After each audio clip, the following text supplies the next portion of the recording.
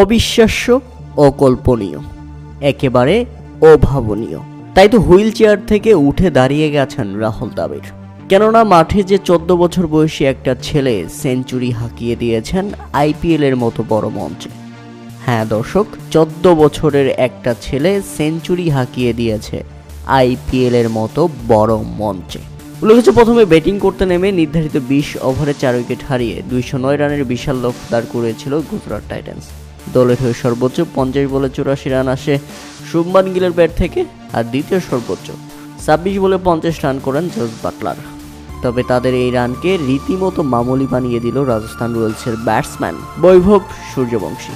কেননা মাত্র 35 বলে সেঞ্চুরি হাঁকিয়েছেন 14 বছর বয়সী এই ক্রিকেটার।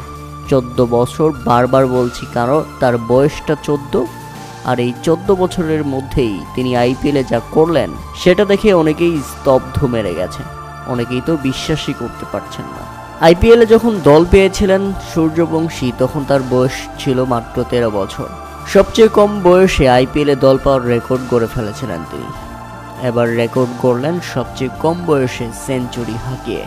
সেই সাথে আইপিএলে দ্বিতীয় দ্রুততম সেঞ্চুরি করেছেন বৈভব সূর্যবংশী।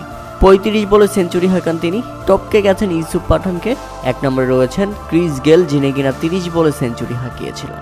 তাই তো মাত্র 16 ওভারের মধ্যেই খেল খতম হয়ে যায়, জিতে যায় রাজস্থান রয়্যালস। 8 উইকেটের কি বড় জয়! যে জয়টা মূলত এসেছে এই 14 বছর বয়সী ছেলেটার হাত ধরেই। একেবারে তাক লাগিয়ে দিয়েছে ব্যাট হাতে। 11টি ছক্কা, 7টি চার, যা ছিল এক কথায় দৃষ্টিনন্দন। শুধু দেখতেই ইচ্ছা করছিল তার ব্যাটিংগুলো, রীতিমতো হাইলাইটের মতো শুধু মেরে যাচ্ছিলেন আর মেরে যাচ্ছিলেন। প্রিয় দর্শক, একটা কথা চিন্তা করুন তো, আপনি আমি 14 বছর বয়সে আসলে কি করেছি?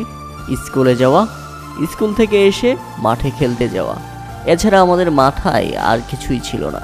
কিন্তু এখন এই 14 বছর বয়সী বালককে দেখে মনে হচ্ছে আমরা কতটা পিছিয়ে ছিলাম এবং এখনও আছি।